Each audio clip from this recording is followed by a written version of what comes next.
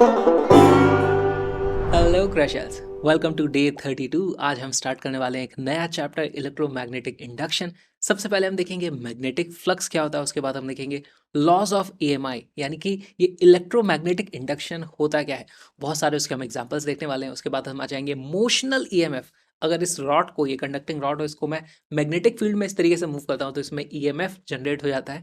और इसको मैं घुमा दूं तो उसको बोलते हैं हम रोटेशनल ईएमएफ। उसके भी कैलकुलेशंस कर लेंगे। फिर हम देखेंगे इंड्यूस्ड इलेक्ट्रिक फील्ड क्या होता है, किस तरीके से हमारे पास टाइम वेरिंग मैग्नेटिक फील्ड आ जाए तो उसके चारों तरफ एक इलेक्ट्रिक फील्ड आ जाता है जो कि नॉन कंजर्वेटिव होता है नेचर में। तो वो भी हम पढ़ने वाले हैं। फिर आ जाएंगे हम mutual inductance and self inductance देखेंगे, उसके किस तरीके से उसके कुछ फॉर्मूले डिराइव करेंगे। बहुत सारे क्वेश्चंस भी उसके सॉल्व करने वाले हैं।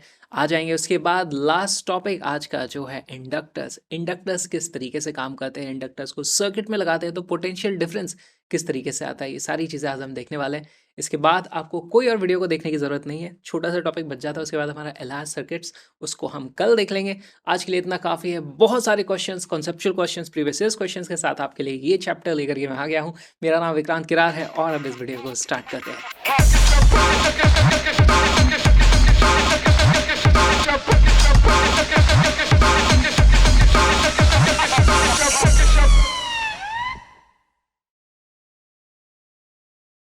मैग्नेटिक फ्लक्स, इसको डिनोट किया जाता है इस तरीके से फाई, और क्योंकि मैग्नेटिक है तो फाई बी इसको लिख देते हैं। और इसकी जो वैल्यू होती है वो होती है integral B dot D A, जहाँ पर दोनों ही इस तरीके से वेक्टर है।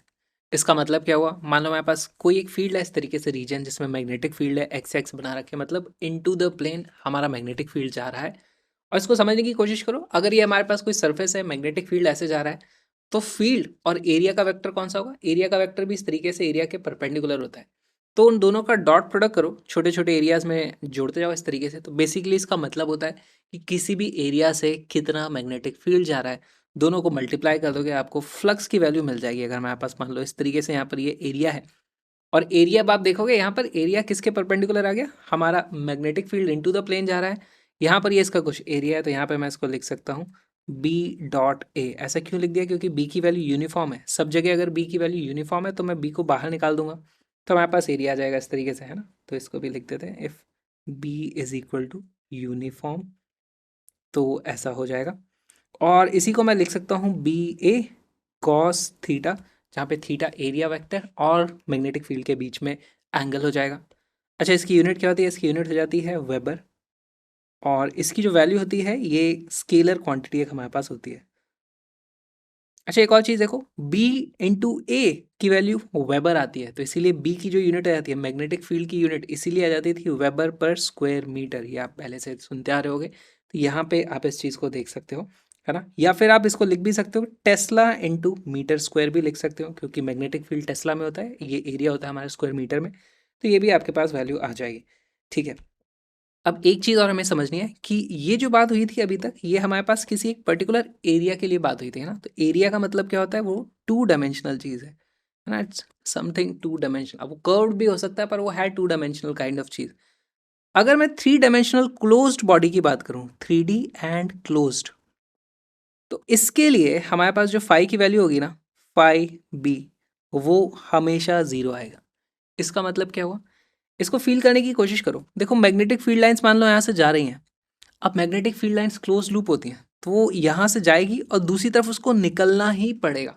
तो जितना फ्लक्स इन होगा उतना ही फ्लक्स को आउट भी होना पड़ेगा। यहाँ से कोई जा रही है तो वो इस तरीके से जाएगी ही सही, है ना। इलेक्ट्रोस्टैटिक में तो क्या होता था, अंदर थोड़ा सा चार्ज होता था, वहाँ जाके टर्मिनेट हो जाती थी वो।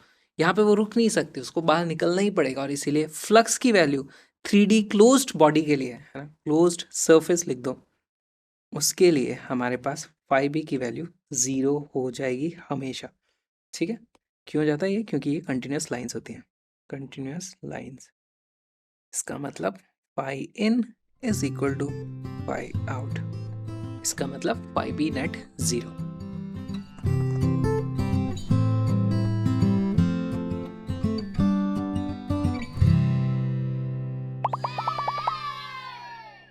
A loop ABCDEFA of straight edges has 6 corner points as shown in the figure.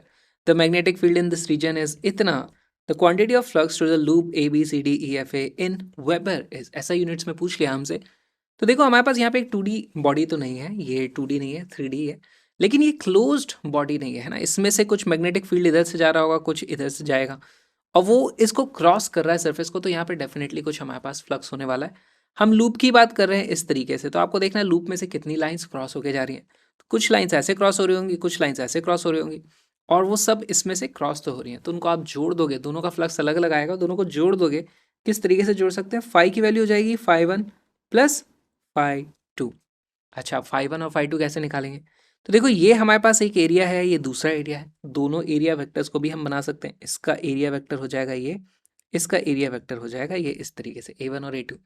अच्छा, मैग्नेटिक फील्ड हमारे पास कुछ एक्स डायरेक्शन में है, कुछ इस जेड डायरेक्शन में है। तो जो मैग्नेटिक फील्ड इस डायरेक्शन में है उसका इसी वाले में हमारे पास फ्लक्स आने वाला है, और जो मैग्नेटिक फील्ड का कंपोनेंट ये है उसका इसमें फ्लक्स आने वाला है। दोनों का एक दूसरे में फ्लक्स नहीं आएगा, तो आप सीधे सीधे दोनों फ्लक्स निकाल के दोनों को ऐड कर दोगे तो आपको आंसर आ जाएगा। फ्लक्स एक स्केलर क्वांटिटी है। अब वीडियो को पॉज करो, दोनों को ऐड करो।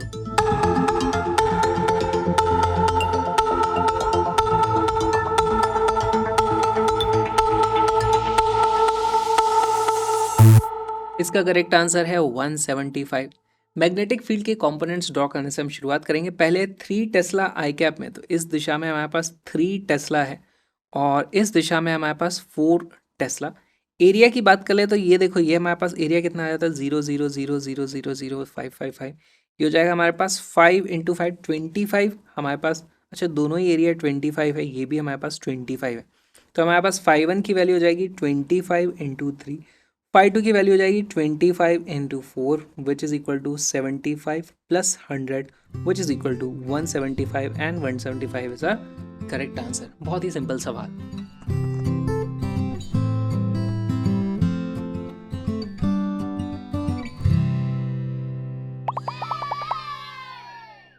A square conducting loop of side L is placed near a long straight wire with a current I at a distance A from the current wire. Both the current wire and loop are in plane of the paper.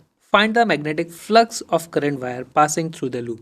तो देखो हमें इसके through flux पता करना है। Basically देखो यहाँ पर क्या होगा, इसमें लेट्स से यहाँ पर इस तरीके से करंट जा रहा है, तो अगर इसमें आप राइट हैंड थंब रूल लगाओगे अब, तो आपको पता चलेगा यहाँ पर जो मैग्नेटिक फील्ड होगा वो इस तरीके से इनटू द प्लेन हमारे पास कुछ मैग्नेटिक फील्ड आने वाला है। और जो मैग्नेटिक फील्ड होगा वो डिस्टेंस पे डिपेंड करता है, तो यहाँ पे इस पूरी लेयर में कुछ और मैग्नेटिक फील्ड होगा, यहाँ पे कुछ और मैग्नेटिक फील्ड होगा, उन सभी का आपको अब फ्लक्स निकालना है, तो यहाँ पे हमें कैलकुलस का यूज़ करना पड़ेगा। तो हम एक काम करते हैं, हम एक जनरल रिजल्ट को ही डराइव कर लेते हैं, है ना। तो यहाँ पर हमें देखो, पहली बात तो यहाँ से आप एक्स डिस्टेंस पे आओ और यहाँ पे आप आकर के एक dx थिकनेस की इस तरीके से एरिया को अज्यूम करो, दिस इज dx, ठीक है। x डिस्टेंस पे हमारे पास कुछ मैग्नेटिक फील्ड होगा, तो यहाँ पर जो मैग्नेटिक फील्ड होगा वो इस तरीके से अंदर होगा, है ना। आप b की वैल्यू यहाँ पर लिख सकते हो। हमारे पास b का फॉर्मूला क्या है, b is equal to mu naught I upon 2πx। ये हमारे पास मैग्नेटिक फील्ड आ गया। फ्लक्स की वैल्यू क्या होती है? फ्लक्स की जो वैल्यू होती है वो होती है एरिया इनटू मैग्नेटिक फील्ड। छोटा सा एरिया है ये एक्स, सॉरी dx उसकी थिकनेस है। हाइट, यहाँ पर हाइट क्या मान के चलें, एक जनरल हाइट अभी h मान लेते हैं, तो हमारे पास h मान के चलो। तो अब आपको यहाँ से यहाँ तक उसको इंटीग्रेट करना है। एक बार खुद से कोशिश करो इसको करने की, वीडियो को पॉज करो, क्वेश्चन को सॉल्व करो।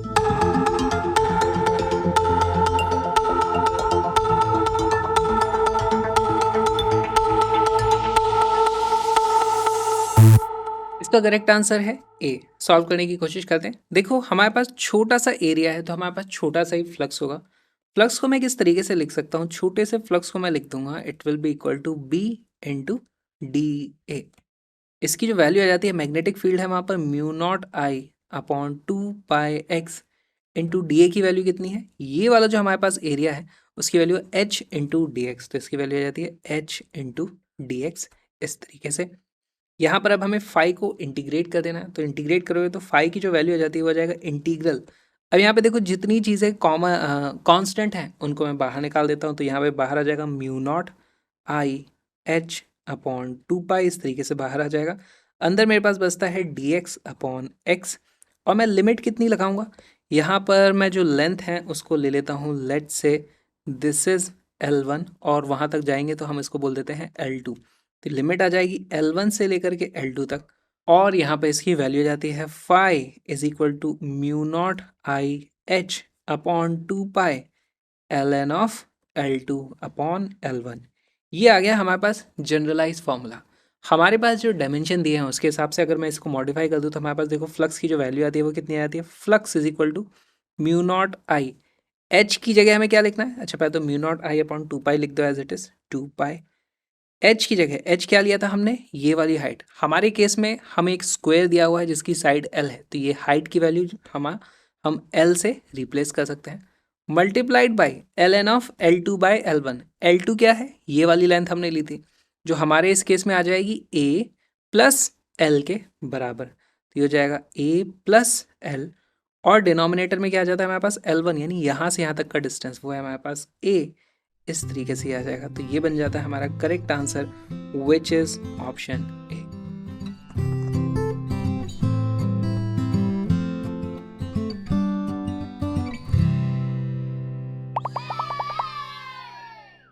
Laws of electromagnetic induction. सबसे पहले हमें फैराडे ने बताया कि भाई हमारे पास जब भी फ्लक्स की वैल्यू चेंज होती है किसी भी लूप में, तो हमारे पास एक ईएमएफ इंड्यूस हो जाएगा। ठीक है, ईएमएफ इंड्यूस हो गया मतलब इलेक्ट्रोमोटिव फोर्स आ गया, वहाँ पे इलेक्ट्रॉन्स इस तरीके से मूव करने की टेंडेंसी आ जाएगी। बेसिकली उसमें कुछ वोल्टेज पोटेंशियल डिफरेंस आ जाता है, उसके कारण फिर करंट वगैरह आने लगते हैं। अच्छा, अब उसको कैलकुलेट करने पे आए तो जो ईएमएफ होता है वो प्रोपोर्शनल होता है D phi upon D T, यानी rate of change of magnetic flux के बराबर प्रोपोर्शनल होता है। लेकिन यहाँ पे हमें साइन के बारे में कुछ पता नहीं चलता है ना, तो उसके बाद लेंजेस लॉ हमें मिला जिसमें हमें कुछ साइन भी दे दिया गया, यहाँ पर इस तरीके से माइनस लगाया गया देखो। और बहुत ही सिंपल है, इसमें एक चीज़ बोली गई, the direction of any magnetic induction effect is to oppose the cause of the effect. ये बहुत ही इंपॉर्टेंट लाइन है, इसका ध्यान रखना है, डायरेक्टली सवाल पूछा जा सकता है। और ये कहाँ से आती है, एनर्जी कंजर्वेशन से। अब इसका मतलब क्या है ये मैं आपको बताता हूँ। मान लो हमारे पास इस तरीके से कोई कॉइल है और इसके पास में एक बार मैग्नेट लेकर के आऊँ, तो इसमें कुछ फ्लक्स चेंज होगा, उसके कारण इसमें कुछ ईएमएफ आएगा, उसके कारण इसमें कुछ करंट आ सकता है। वो करंट इस तरीके से आएगा कि देखो, अगर मैं इसमें फ्लक्स बढ़ा रहा था तो उस करंट के कारण फ्लक्स की वैल्यू कम होएगी, ताकि इसमें जो फ्लक्स का चेंज है वो ना हो, है ना। इसको डिटेल में समझते हैं कुछ एग्जांपल्स के साथ।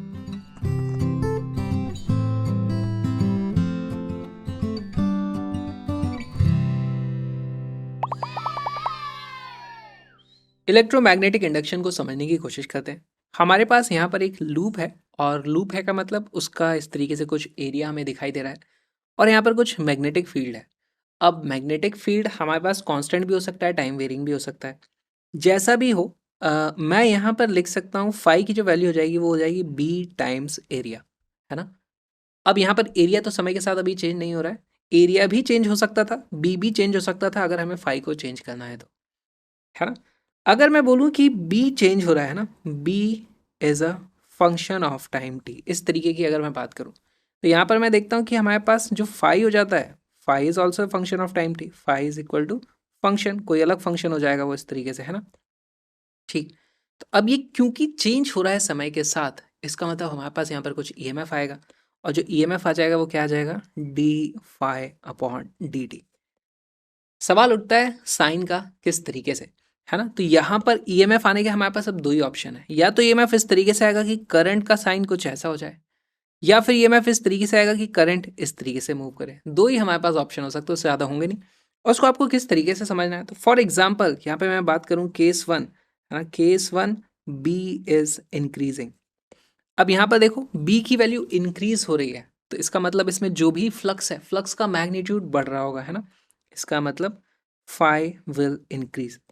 अब इस एरिया में फ्लक्स को समझो, देखो इसमें हमारे पास एक्स एक्स एक्स बने हुए हैं, यानी कि मैग्नेटिक फील्ड नीचे की तरफ जा रहा है, इसमें से अंदर की तरफ जा रहा है। ठीक है, इसमें अंदर की तरफ मैग्नेटिक फील्ड बढ़ता जा रहा है, तो इसमें फ्लक्स की मैग्नीट्यूड बढ़ता जा रहा है। अब इसमें करंट इंड्यूस होगा, वो बोलेगा अरे फ्लक्स को मैं बढ़ने नहीं दूंगा।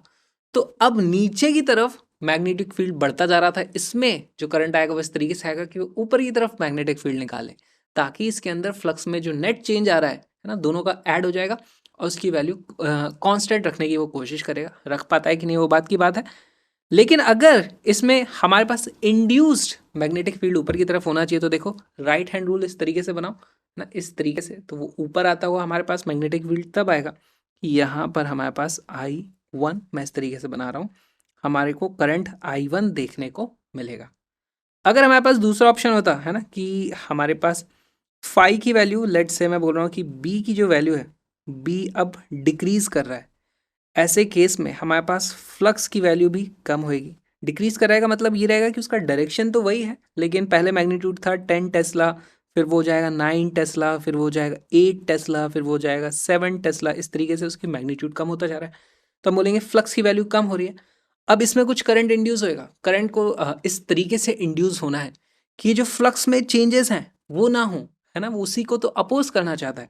तो वो चाहेगा कि हमारे पास पहले 10 टेस्ला था, फिर 9 टेस्ला हो रहा है, तो वो चाहेगा कि यार फ्लक्स कम ना हो, तो वो फ्लक्स को मेंटेन करने के लिए इस तरीके से इंड्यूस होएगा कि वो उस फ्लक्स को कंट्रीब्यूट करने की कोशिश करेगा।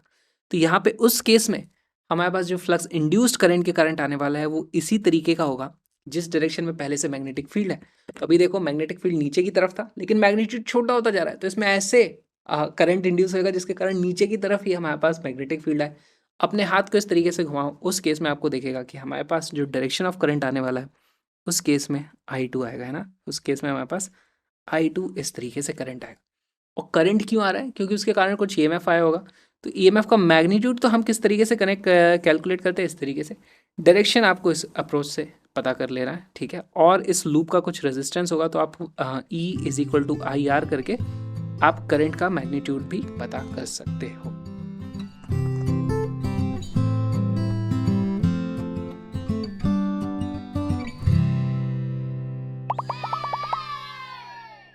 मान लो हमारे पास इस तरीके से एक कॉइल है, और 3D में इसलिए बना दिया ताकि आपको डायरेक्शन समझने में कन्फ्यूजन ना हो। अब देखो मैंने इसमें मान लो इस तरीके से करंट लगाया है ऐसे, है ना। तो अब देखो इसको फील करो, यहाँ से अगर मैं देखूंगा तो मुझे करंट किस डायरेक्शन में दिखेगा। यहाँ से आप देखोगे इस तरीके से एक्सिस है हमारे पास, या तो इसको क्लॉकवाइज दिख सकता है या एंटी क्लॉकवाइज दिख सकता है। तो यहाँ से ये इस तरीके से जा रहा है, और ये इंसान जब उसको देखेगा तो उसको एक्चुअली एंटी क्लॉकवाइज घूमता हुआ करंट यहाँ पे दिखाई देने वाला है। इसको जो करंट दिखाई देगा वो दिखाई देगा एंटी क्लॉकवाइज। इसको मैं इस तरीके से बना देता हूँ, एंटी क्लॉकवाइज इस तरीके से इसको करंट दिखेगा। सिमिलरली हमारे पास जो ऑपोजिट साइड में उसको किस तरीके से करंट दिखेगा, यहाँ से ऐसे ऐसे ऐसे जा रहा था, ये इस तरीके से आता हुआ दिखेगा। फील करने की कोशिश करो, उसको जो करंट दिखने वाला है वो ऐसे क्लॉकवाइज दिखेगा, इसको दिखेगा क्लॉकवाइज, ऐसा करंट देखने को मिलेगा। ये है आई, ये है आई। ऑलराइट, मैग्नेटिक फील्ड लाइंस बनाते हैं। जिस दिशा में करंट ऐसे घूम रहा है यहाँ पे कॉइल में, उस दिशा में अपनी उंगलियों को कर्ल करो तो आपको मिल जाएगा मैग्नेटिक फील्ड लाइंस का डायरेक्शन। यहाँ से आप देखोगे इस तरीके से फील्ड लाइंस ये हमारा करंट जा रहा, तो इसका मतलब इस तरफ हमारी फील्ड लाइंस निकलेंगी। थोड़ी सी फील्ड लाइंस मैं यहाँ पे ड्रॉ कर देता हूँ। यहाँ पर एक फील्ड लाइन इस तरीके से आ जाएगी हमारे पास ऐसे, दूसरी आ जाएगी कुछ इस तरीके से। सारी तो नहीं बना पाएंगे हम, लेकिन कुछ बनाने की कोशिश करते हैं। ये ठीक, यहाँ तक सबको समझ में आया।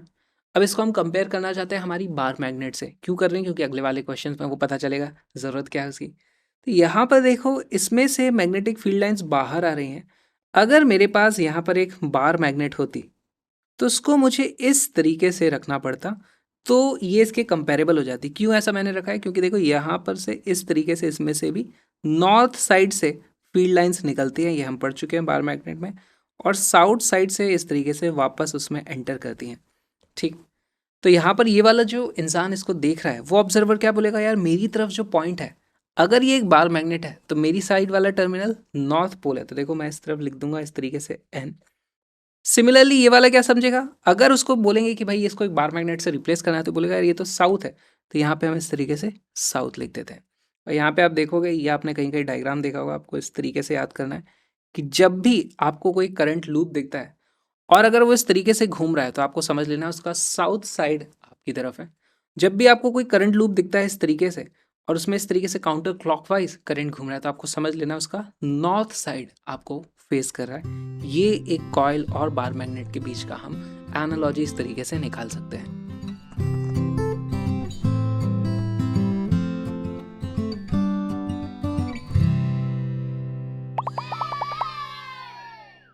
ईएमआई के साइन को समझने का ये बहुत अच्छा एग्जाम्पल है, इसमें आपके सारे डाउट्स क्लियर हो जाएंगे। दो अप्रोच हम देखेंगे यहाँ पर।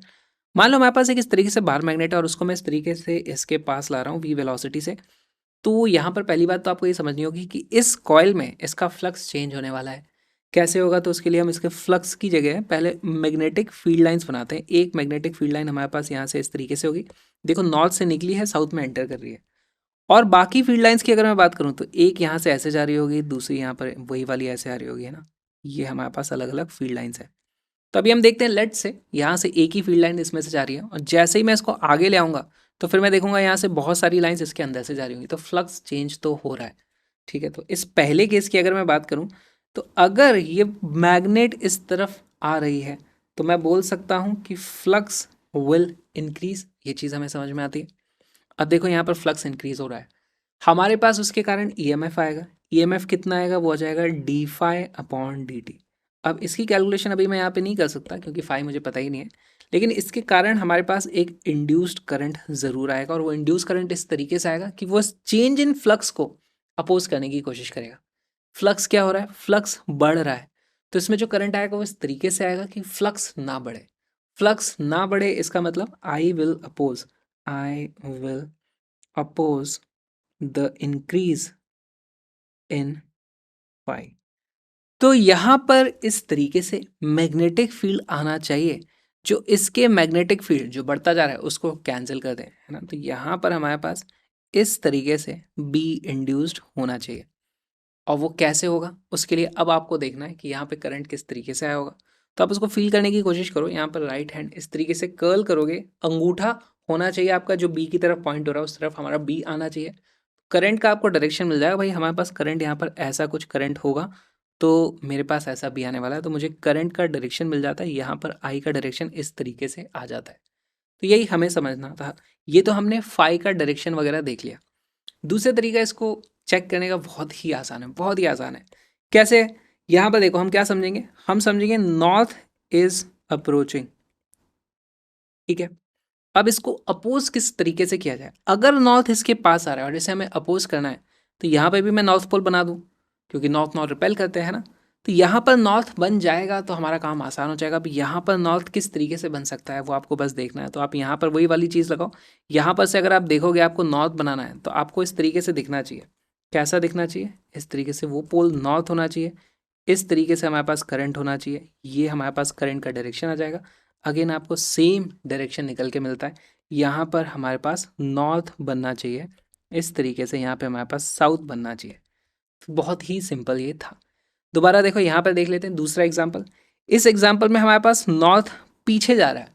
अब इसको अपोज करने के लिए हमारे पास यहाँ पर साउथ होना चाहिए ना, साउथ और नॉर्थ आपस में अट्रैक्ट करेंगे। यहाँ पर जो इंड्यूस होना चाहिए वो होना चाहिए साउथ। सबसे पहले तो ये मुझे पता चल गया यहाँ पर नॉर्थ इंड्यूस होना चाहिए। अगर यहाँ पर साउथ इंड्यूस होना है तो उसके लिए देखो हमारे पास देख के ही पता चल रहा है साउथ में क्या होता है। साउथ इस तरीके से आप बनाओगे, ये हो गया हमारे पास साउथ। इस तरीके का करंट होना चाहिए और यहाँ से मैं इसको देख रहा हूँ इस तरीके से। तो साउथ के लिए मेरे पास इस तरफ आता हुआ करंट होना चाहिए ये, और यहाँ पर करंट का डायरेक्शन ये हो जाएगा। तीसरा एग्जांपल ये देखेंगे। अब की बार मैं साउथ को इसके पास ला रहा हूँ तो यानी यहाँ पर साउथ बनना चाहिए।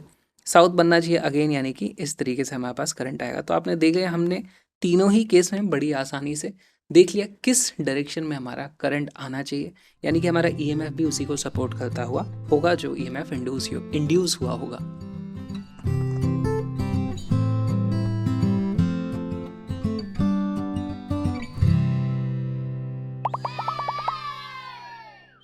The magnetic field as shown in the figure is directed into the plane of the paper.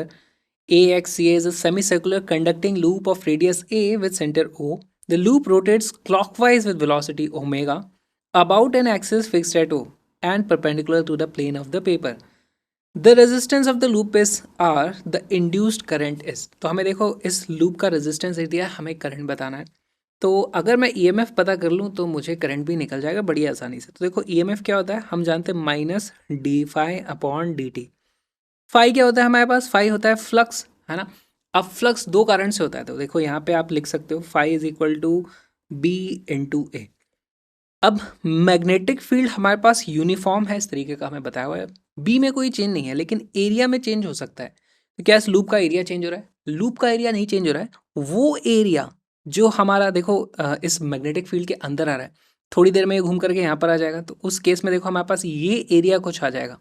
तो इस एरिया का ऐड होने की कोई रेट है ना, तो आप d A upon D t निकाल सकते हो। बेसिकली आपको ये d phi by D t करोगे तो बी कांस्टेंट हो जाएगा, वो हमारे पास ईएमएफ की जो वैल्यू हो जाएगी, ईएमएफ की वैल्यू हो जाएगी minus B D A upon D t. अब ओमेगा हमें दिया हुआ है, तो हमें डी अपॉन डी टी कैसे निकालें? छोटे छोटे से एलिमेंट बना के कुछ कोशिश करो ये चीज़ पता करने की, उसके बाद करंट निकाल लेना। वीडियो को पॉज करो, क्वेश्चन को सॉल्व करो।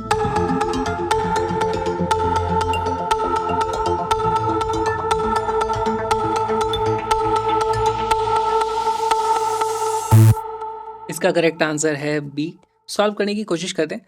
मान लो थोड़ी देर बाद हमारे पास यहाँ पर इस तरीके से ये इस जगह पे आ चुका है और इसके इस तरफ घूमने की हमें ओमेगा दी हुई है। हमें पता करना है D A upon D t. तो देखो जो एरिया में चेंज हो रहा है, एरिया यहाँ पर तो फिक्स है ना। ये वाला अगर हमारा एरिया है जो मैग्नेटिक फील्ड के अंदर है, वो इस दिशा में बढ़ता चला जा रहा है। थोड़ी देर में इधर बढ़ जाएगा, एरिया बढ़ता चला जा रहा है ना। तो D A by D T एक तो पॉजिटिव वैल्यू आने वाली है और यहाँ पर मुझे वो डी ए पता करना है। तो यहाँ पे देखो छोटे से टाइम में हम यहाँ पर एक इस तरीके से एलिमेंट ले सकते हैं। तो डी टी टाइम में हमारे पास कितना एंगल कवर हो जाएगा? D theta. इस तरीके से हमारे पास जो एरिया एक्स्ट्रा ऐड हो गया है वो एरिया कितना है? तो इसको आप एक ट्राइंगल की तरह ट्रीट कर सकते हो। उसका जो एरिया आ जाएगा, एरिया की वैल्यू आ जाएगी हाफ इनटू बेस कौन सा होगा? ये वाला बेस हो जाएगा और इसकी वैल्यू कितनी हो जाएगी? ये होगा आर डी थीटा के बराबर है ना। This will be equal to r d theta multiplied by हमारे पास ये वाली किसके बराबर है? ये खुद रेडियस आर के बराबर है। तो इस तरीके से हमारे पास डी ए आ चुका है। मुझे क्या पता करना है? D A upon D t. तो यहाँ मैं इसको डी टी से डिवाइड कर दूंगा, यहाँ पर भी इसको डी टी से डिवाइड कर दूंगा और इसकी जो वैल्यू आ जाती है, देखो यहाँ पे आ जाता है R square by two and D theta upon D T आ जाता है। D theta upon D T क्या है? वो हमारी ओमेगा ही तो है। इस तरीके से हमारे पास डी अपॉन डी टी आ गया। इससे मैं ई एम एफ की वैल्यू निकाल सकता हूँ। E M F is equal to minus B D A upon D T यानी R square omega upon to.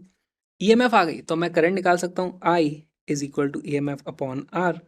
अच्छा ये स्मॉल आर था, oh no oh no, this was small r. ये r हो जाएगा, ये आर हो जाएगा, ये भी हो जाएगा हमारे पास आर आर। और अब हमारे पास कैपिटल आर यानी कि रेजिस्टेंस है। ठीक, तो यहाँ से हमारे पास इसकी वैल्यू रहेगी E which is equal to minus B R square omega upon two R and that is our correct answer B. इसी को मॉडिफाई भी किया जा सकता है। इसका आपसे मान लो पूछ लिया कि ग्राफ बताओ भाई कितना ग्राफ आ रहा है ईएमएफ का। देखो समय के साथ साथ स्टार्टिंग में क्या हो रहा है, अगर मैं बात करूं तो स्टार्टिंग में हमारे पास D A by D T positive है और इसकी देखो ये कुछ फिक्स्ड वैल्यू है ना, ईएमएफ की वैल्यू कुछ फिक्स है, इसमें कोई चेंज नहीं आ रहा। ओमेगा अगर कांस्टेंट है तो ये वाली वैल्यू तो फिक्स है। अब इस केस में ईएमएफ मेरे पास पहले नेगेटिव आता है। स्टार्टिंग में मेरे पास ईएमएफ कुछ इस तरीके से नेगेटिव आएगा। कब तक वो नेगेटिव रहेगा? जब तक हमारे पास एरिया बढ़ता जाएगा। तो जब ये यहाँ पर पूरी इस तरीके से घूम कर आ जाएगी तो हम तक हमारे पास एरिया बढ़ ही रहा था। फिर जब ये यहाँ से निकलने लगेगी, जब ये इस तरीके से बाहर निकलने लगेगी, तब हम देखते हैं कि हमारे पास जो एरिया है ये वाला एरिया से बचेगा मैग्नेटिक फील्ड के अंदर, जिसकी वैल्यू कम होती जा रही है। तब हमारे पास D A by D T negative हो जाएगा, है ना। उस केस में हम देखते हैं कि हमारे पास ईएमएफ की वैल्यू पॉजिटिव हो जाएगी, मैग्नीट्यूड एग्जैक्टली सेम आएगा। इस तरीके से हमारे पास कुछ आएगा। फिर आप देखोगे समय के साथ साथ वो ऑल्टरनेट इस तरीके से करने लगेगा और हमारे पास ईएमएफ का इस तरीके से ग्राफ हो सकता है। ईएमएफ का ग्राफ आ चुका है तो यहाँ से आप करंट का भी ग्राफ बनाओगे तो वो सिमिलर ही नेचर का आने वाला है। इस पे बेस पे क्वेश्चंस पूछे जा सकते हैं। सवाल ये उठता है कि अगर मैं करंट ऐसे बनाता हूँ तो पॉजिटिव नेगेटिव, और ऐसे बनाता हूँ तो नेगेटिव पॉजिटिव, कोई भी वैल्यू चेंज होकर के आ सकती है। तो ऐसे में डायरेक्शन किसे माना जाएगा? यहाँ पे क्योंकि करंट बनाया ही नहीं गया था, आई की वैल्यू ड्रॉ नहीं की हुई है क्वेश्चन में, तो ऐसे में हम फॉर्मूले के हिसाब से चलेंगे, is equal to minus d phi by D t लेके चलेंगे। तो उसके हिसाब से मेरे पास आंसर आता है नेगेटिव वाला। नहीं तो यहाँ पे एक्चुअली हमें सिर्फ मैग्नीट्यूड देखना चाहिए था, बाकी डायरेक्शन हम मैनुअली देख लेते क्या डायरेक्शन आता है।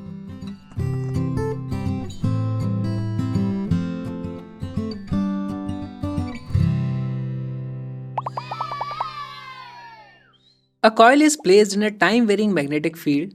If the number of turns in the coil were to be halved and the radius of wire doubled, the electrical power dissipated due to current induced in the coil would be double होगी, same रहेगी, half रहेगी, quadruple होगी, क्या होगी? बहुत ही interesting सवाल है। इसमें बहुत सारी सिली मिस्टेक्स होने के चांसेस हैं, तो इसको ध्यान से सॉल्व करने की कोशिश करना। पहले मैं बताता हूँ इसमें है क्या। हमारे पास इस तरीके से एक टाइम वेरिंग मैग्नेटिक फील्ड है। इस तरीके से मैं लिख देता हूँ यहाँ पे, magnetic field is a function of time T. इसमें हमने रख दी एक कॉइल इस तरीके से। अब हम कॉइल का एरिया चेंज कर सकते हैं, उसके में जो वायर यूज़ हुआ है उसको चेंज कर सकते हैं, नंबर ऑफ टर्न्स को चेंज कर सकते हैं। सबसे पहली चीज़ तो हम ये देखेंगे हमारे पास जो फ्लक्स होता है, फ्लक्स की वैल्यू कितनी होती थी? वो होती थी एरिया इनटू हमारे पास जो मैग्नेटिक फील्ड है। अब देखो मैग्नेटिक फील्ड एरिया के ही डायरेक्शन में है ना? जो एरिया वेक्टर है नीचे की तरफ होगा या ऊपर की तरफ होगा। मैग्नेटिक फील्ड भी उसी दिशा में है हमारे पास। तो मैं इसको सीधे-सीधे लिख सकता हूँ, इसकी वैल्यू आ जाएगी भाई एरिया इनटू मैग्नेटिक फील्ड जो कि टाइम का फंक्शन है। ठीक।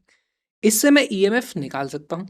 और ये जो चीज़ आई पहली बात तो ये आई थी हमारे पास सिर्फ एक इस तरीके से अगर लूप है तो हमारे पास यहाँ पर अब एन लूप्स आ गए हैं तो इसको आपको एन से भी मल्टीप्लाई करना पड़ेगा।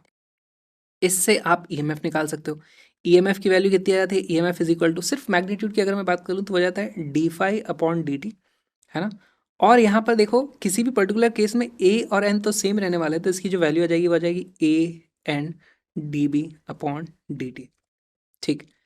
अब ये वाली वैल्यू देखो दोनों जो केस को हम कंपेयर कर रहे हैं वहाँ पे ये वैल्यू सेम रहेगी, जैसे 2 टेस्ला पर सेकंड हो जाएगी या 3 टेस्ला पर सेकंड हो जाएगी, जो भी वैल्यू आएगी वो फिक्स्ड वैल्यू आने वाली है। अलग अलग केसेस में एरिया चेंज किया गया है, एन की वैल्यू चेंज करी गई है। ईएमएफ तो हमें निकल गया लेकिन हमें पता करना है पावर का रेशियो, है ना? P2/P1 मुझे पता करना है। तो पावर के लिए आपको क्या करना है, बेसिकली पहले आप यहाँ से करंट निकालोगे, फिर उसके बाद पावर क्या होती है आई स्क्वेयर आर। तो यहाँ पे आपको अलग अलग चीज़ों को मल्टीप्लाई करना पड़ सकता है, इसलिए सवाल बहुत अच्छा बन जाता है। दूसरी चीज़ यहाँ पे बात करी गई है रेडियस ऑफ वायर की, रेडियस ऑफ कॉइल की बात नहीं की गई है। वायर का रेडियस चेंज किया है, उससे क्या फ़र्क पड़ेगा? उससे हमारे पास इस कॉइल का जो रेजिस्टेंस होता है उस पर फ़र्क पड़ेगा। रेजिस्टिविटी सेम मानना तो रेजिस्टेंस अगर रेडियस डबल करोगे तो रेजिस्टेंस 1/4 हो जाता है। तो इस तरीके की चीज़ें आपको देखनी है यहाँ पे, इसीलिए बहुत अच्छा सवाल है। वीडियो को पॉज करो, इसको ज़रूर से सॉल्व करो।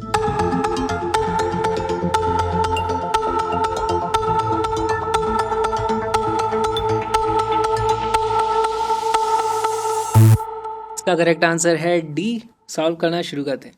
देखो हमारे पास जो पावर होती है वो क्या होती है आई स्क्वेयर आर, या फिर उसको मैं लिख सकता हूँ ई स्क्वेयर अपॉन आर। इस तरीके से भी चीज़ें देखी जा सकती हैं। ईएमएफ की अगर मैं वैल्यू यहाँ से रख दूँ उठा करके तो हमारे पास जो पावर आ जाती है, power is equal to a square n square into d B upon D t. अब ये जो भी वैल्यू है वो तो दोनों केसेस में सेम रही होगी, डिवाइडेड बाई आर। तो यहाँ से हमें ये चीज़ पता चलती है ए क्या चीज़ है, ए इज इक्वल टू एरिया। एक बात बताओ मुझे, क्या एरिया में कोई भी चेंज किया गया है? हमें जो number of turns of coil को चेंज कर दिया गया है हमने, और रेडियस ऑफ वायर को डबल किया है, तो एरिया में कोई भी चेंज नहीं है। तो हमें जो दो केसेस को कंपेयर करना है उसमें एन एंड आर आ रहा है, तो हम लिख सकते हैं P is proportional to n square upon R. हमें ये चीज़ देखने को मिल रही है जहाँ पे आर इज रेजिस्टेंस, है ना? R is resistance. Okay. N की वैल्यू तो सीधे सीधे बता दिया है कि हमने हाफ करी है ना? तो एन से हमारे पास हुआ है एन डिवाइडेड बाय 2। बताओ रेजिस्टेंस के साथ क्या हुआ होगा? देखो रेजिस्टेंस को हम क्या लिखते हैं? रेजिस्टेंस को हम लिखते हैं resistance is equal to rho L divided by A. ठीक है। एरिया क्या है? यहाँ पर एरिया होता है pi R square, pi R square. हमने रेडियस को क्या कर दिया है? Radius of wire double. तो इसका मतलब रेजिस्टेंस कितना हो जाएगा? 1/4, है ना? तो रेजिस्टेंस की वैल्यू क्या हो जाएगी? Resistance divided by 4। और यहीं पे हो जाएगी हमसे गलती। कैसे गलती हो जाएगी? ये गलत है ना? दिस इज गलत। हमारे पास देखो एक्चुअली क्या हो रहा है, यही यहाँ पे इस क्वेश्चन में ट्रिक है कि हमारे पास आर तो चेंज होकर के बन जा रहा है आर इंटू टू, या फिर उसी को मैं लिख सकता हूँ 2r। लेकिन साथ में मेरी जो लेंथ है, लेंथ भी l/2 हो रही है। कैसे? मैंने नंबर ऑफ टर्न्स हाफ कर दी। इसका मतलब पहले अगर मुझे 10 मीटर वायर यूज़ करना पड़ा था तो अब मुझे 5 ही मीटर का वायर यूज़ करना पड़ेगा। इसलिए हमारे पास टोटल रेजिस्टेंस भी इस तरीके से चेंज होगा। और अब हमारे पास जो रेजिस्टेंस की वैल्यू हो जाएगी, देखो वो बन जाएगा, रेजिस्टेंस से हो जाएगा वो आर डिवाइडेड बाय 8। ये करेक्ट रेजिस्टेंस है। अब आप इस क्वेश्चन को सॉल्व कर सकते हो। हमारे पास पावर की वैल्यू हो जाएगी P2/P1। अगर मैं वो चीज़ पता करने जाऊँ तो हो जाएगा N2/N1 का स्क्वायर मल्टीप्लाइड बाय R1/R2। और इसकी वैल्यू आ जाएगी, देखो N2 की वैल्यू कितनी है? हाफ। तो ये हो जाता है 1/2 का स्क्वायर मल्टीप्लाइड बाय इसकी वैल्यू आ जाएगी 8। और इसकी वैल्यू आ जाती है हमारे पास 2 टाइम्स। तो यहाँ से हमारे पास आंसर आता है option number D. D is our correct answer. बहुत ही अच्छा ये सवाल था।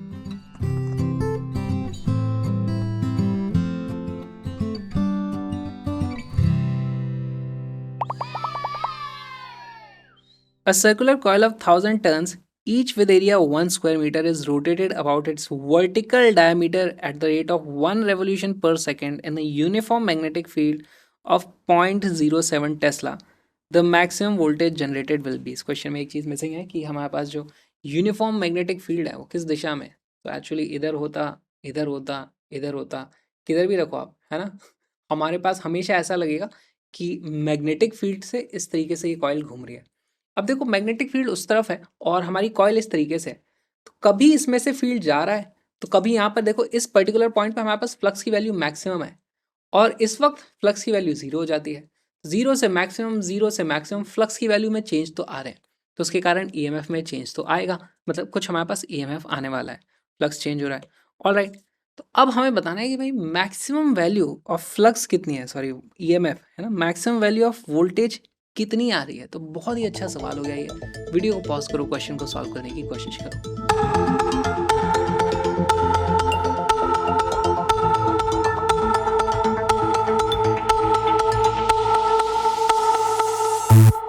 इसका करेक्ट आंसर है 440 वोल्ट। कैसे आया देखो, सीधे सीधे अगर मैं सिर्फ फॉर्मूला बेस्ड ही करने चाहूँ तो फाई की जो वैल्यू होती है वो होती है बी डॉट ए वेक्टर।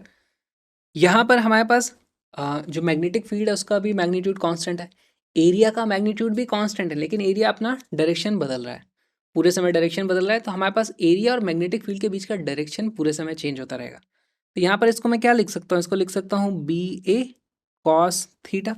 ठीक, अब मेरे पास जो ईएमएफ की वैल्यू आने वाली आएगी minus d phi upon D t. तो यहाँ पर इसको आप डिफ्रेंशिएट करोगे तो वैल्यू आएगी बी ए कॉस थीटा का डिफ्रेंशिएशन होता है माइनस साइन थीटा, है ना, एक माइनस पहले से ही था, multiplied by D theta upon D T. इसको मत भूलना, ठीक है, जो भी इसके अंदर होता है उसको भी तो हमें यहाँ पे लिखना पड़ेगा। यहाँ से देखो इसकी जो वैल्यू आ जाती है E M F is equal to B A sine theta into d theta upon D t हो जाता है हमारे पास ओमेगा के बराबर।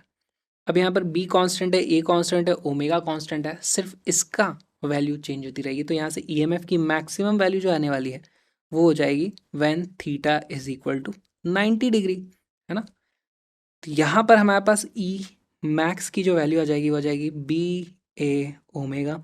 वैल्यूज रखो, एरिया की वैल्यू है 1 और यहाँ पर ओ एक चीज़ और हमें ध्यान रखना पड़ेगा, हमारे पास 1000 टर्न्स है ना, तो मल्टीप्लाइड बाई 1000 भी करो क्योंकि इतने टर्न्स हमारे पास हैं, है ना। फ्लक्स की वैल्यू में भी वो 1000 हमारे पास आ जाएगा, राइट। तो यहाँ पे भी 1000 मल्टीप्लाई करो, तो यहाँ पे भी हमें 1000 से मल्टीप्लाई करना पड़ेगा या फिर उसको n लिख देते हैं। इसकी वैल्यू आ जाएगी 1000 मल्टीप्लाइड बाय हमारे पास 0.07 का मैग्नेटिक फील्ड है, एरिया की वैल्यू 1 है और ओमेगा की वैल्यू कितनी है 1 रेवोल्यूशन पर सेकेंड, इसका मतलब 2 पाई रेडियन पर सेकेंड। यहाँ से देखो अब मुझे जो वैल्यू मिलने वाली है वो आती है 70 इंटू 2 पाई। अब इसकी न्यूमेरिक वैल्यू हमें लिखनी है यहाँ पे, तो पाई को मैं लिख दूंगा 22 डिवाइडेड बाई 7। 7 से ये 7 कट जाएगा और हमारे पास यहाँ पे सीधे सीधे वैल्यू आ जाती है 440 volt, which is our correct answer.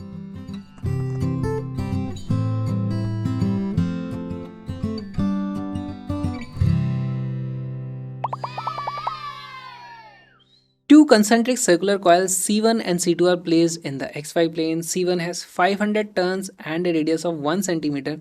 C2 has 200 turns and a radius of 20 centimeter. तो यहाँ पर अब कन्फ्यूजन ना हो इसलिए सबसे पहले तो ज्योमेट्री बनाने की कोशिश करो। एक का रेडियस है 20 सेंटीमीटर, एक का है 1 सेंटीमीटर, तो हमने यहाँ पर इस तरीके से बना ली। C1 कौन सा है, C2 has 200 turn and radius, this is C2। इसमें कितनी टर्न्स है 200 टर्न्स है, इसका रेडियस है 20 सेंटीमीटर। ये है हमारे पास C1, इसका रेडियस है 1 सेंटीमीटर और इसमें है 500 टर्न्स 1 सेंटीमीटर। ठीक, C2 carries a time dependent current I is equal to इतना प्लस 3 एम्पियर, ये पूरा का पूरा करंट हो गया C2 में, this is I, let's say. ठीक, the EMF induced in C1 in millivolt at instant t is equal to इतना।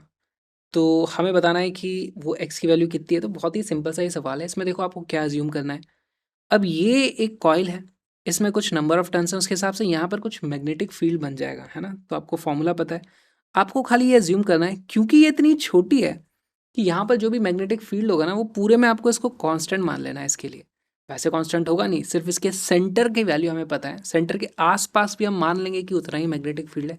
इस तरीके से अप्रॉक्सीमेशन करके आपको फाई का पहले फंक्शन लिखना पड़ेगा, उसके बाद आप फाई को डिफ्रेंशिएट करके आंसर निकाल पाओगे।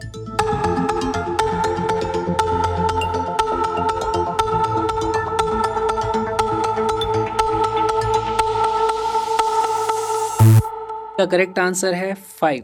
सॉल्व करना शुरू करते हैं। देखो सबसे पहले यहाँ पर जो मैग्नेटिक फील्ड है उसकी वैल्यू लिखो।